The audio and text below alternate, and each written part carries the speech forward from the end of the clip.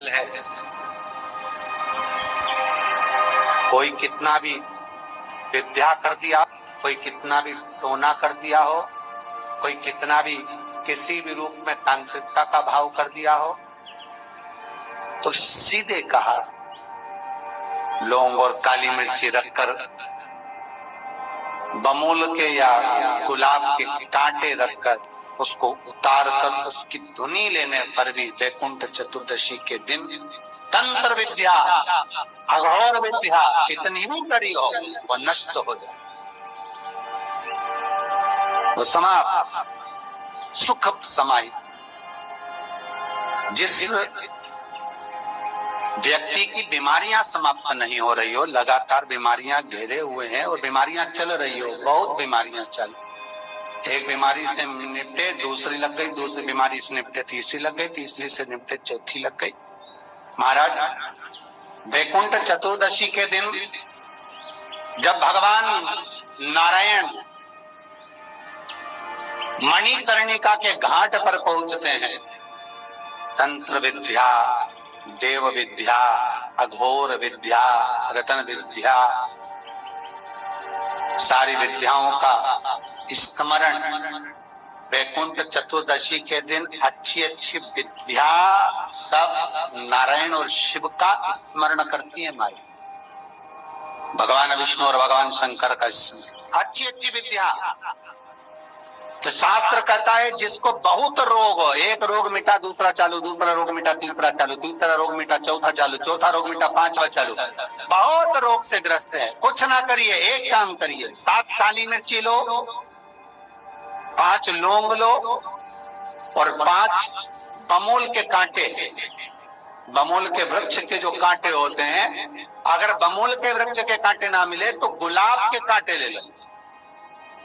कांटे लेकर उसको एक लाल पोटली में, एक लाल कपड़े में, छोटे से टुकड़े में उसको बांधकर, जो व्यक्ति बीमार है उसके ऊपर से हरि और हर का, भगवान शंकर का मूल मंत्र का स्मरण कर। अगर कोई मंत्र ना हो तो श्री शिवाय नमस्तुभ्यम और ओम नमो भगवते वासुदेवाय इसका स्मरण कर कर आप 21 बार उतार कर उसी व्यक्ति के सामने बाहर, घर के बाहर उस पोटली को जला दीजिए। उसकी धुआं उस जीव को लगने जो निरंतर बीमार पड़ रहा है, धीरे धीरे बीमारियां धीरे धीरे छूटने लगेंगी। 14 दीप, क्योंकि वैकुंठ चतुर्दशी के दिन, हरिहर मिलन के दिन सुबह और शाम को जो दीप दान करा उसका प्रमाण भले ना है, परंतु रात्रि को जो दीप दान का प्रमाण है वो जीवन का सुख दे। वैकुंठ चतुर्दशी का ये उपाय अवश्य करें। जिसको श्वास से जुड़ी हुई प्रॉब्लम रहती है, दमे से जुड़ी हुई प्रॉब्लम रहती है, श्वास की बीमारी रहती है, या महाराज दिन रात खांसी चल रही हो, श्वास से जुड़ी हुई परेशानी चल रही हो, उसके लिए निवेदन है 7 लौंग पीपल के पत्ते पर रख लीजिए और घर के बाहर 5 दिए घी के लगा दीजिए। जिस व्यक्ति को श्वास ज्यादा चलती हो, खांसी ज्यादा चल रही हो, दमा भरा रहा हो, उसके लिए वैकुंठ चतुर्दशी का ये उपाय अवश्य करें। 5 लौंग या 7 लौंग या 11 लौंग या 21 लौंग, जितनी आप निरंतर एक एक लौंग कर कर खाना, जितने दिन आप खा सकते, पीपल के पत्ते पर रख दें। और वैकुंठ चतुर्दशी का जो मूल मंत्र है उस मंत्र को आप लिख लीजिए, उस मंत्र का स्मरण करिएगा। ओम हीम हा, उस पे ई की मात्रा, अम की बिंदी, हीम। ओम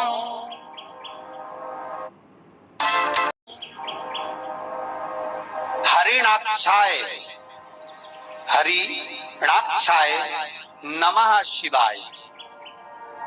एक बार सब हमारे साथ में बोले, ओम हीम ओम हरिणाक्षाय नमः शिवाय। बस इस मूल मंत्र जो स्कंद पुराण में वैकुंठ चतुर्दशी का मूल मंत्र कहा गया है, इस मंत्र का 21 बार स्मरण कर कर लौंग को उठा लें और उस लौंग को वापिस लेकर आ जाएं। एक एक लौंग कर कर सुबह या शाम में कभी भी खाना प्रारंभ कर दे। धीरे धीरे दमे की बीमारी में, खांसी में, श्वास में आराम मिलना प्रारंभ हो जाता है। पर इस मंत्र को वैकुंठ चतुर्दशी के दिन रात्रि को जब आप 11 बजे से लेकर 12:30 के बीच में जब पीपल के पत्ते के ऊपर जब आप लौंग रखें, पीपल के पत्ते के ऊपर जब आप लौंग रखें, उस समय पर इस मंत्र का 21 बार स्मरण होना जरूरी है। महाराज इस मंत्र को जप, और यह मंत्र कोई साधारण नहीं है।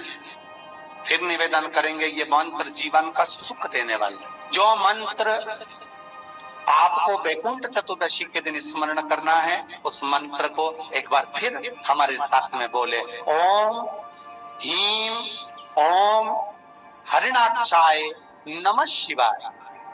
ओम ह्रीं ओम हरिणाक्षाय नमः शिवाय। इस मंत्र का स्मरण जीवन का सुख देगा।